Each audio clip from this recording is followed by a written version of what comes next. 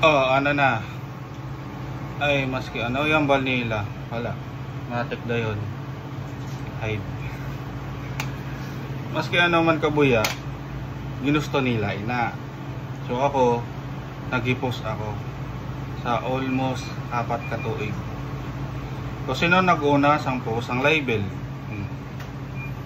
May haraman ako voice record sa huli namon nga conversation sa phone call libre. Ato, recorded man ito sa cellphone ko. Ang sinilang na nga nagtawag man sa akon si Kapitan nga tanan, puro man one-sided man sa kabutigan na ano sa akon nga hindi na ako magkulit. Ang sa akon lang, gusto ko lang maging maayos ang tanan. Kasi para sini, may opportunity nga bago ako diri. So mula na ginapangayo ko maging maayos. So karon kung anong video ko, hindi ako nasala. Naging transparent lang ako. So ano, ipagawa ko pa ang tanan. O anong gihambal sa akon ni Kapitan, naka voice record man ato. Wala na simple. Hindi ako magiging gago kutob sa ging buya ni Kapitan. Kay sila man mismo nagpa intindi sa akon. Sila man mismo nagtudlo sa akon kung paano matuto maghambal. Kaysa ang una, hipuson na kasi hipuson ako bilang Tory Verde. Hipuson ako nga tao.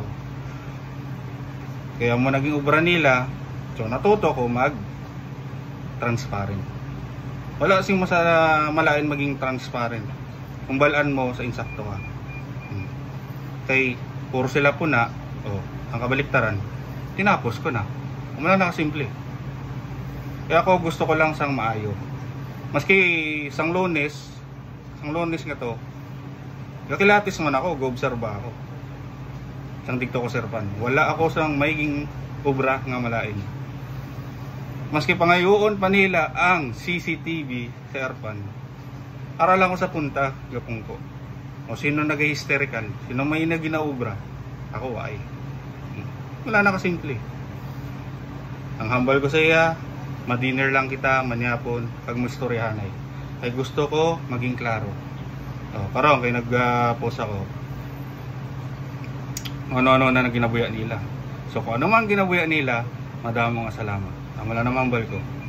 Kay nakabuya na ako sa isa ka video, nasiling ko, kung ako man maging problema nyo, patyan nyo ako. Ara lang, wala na simple. Kung hindi ang balik, hindi sa akin. Di ba lang?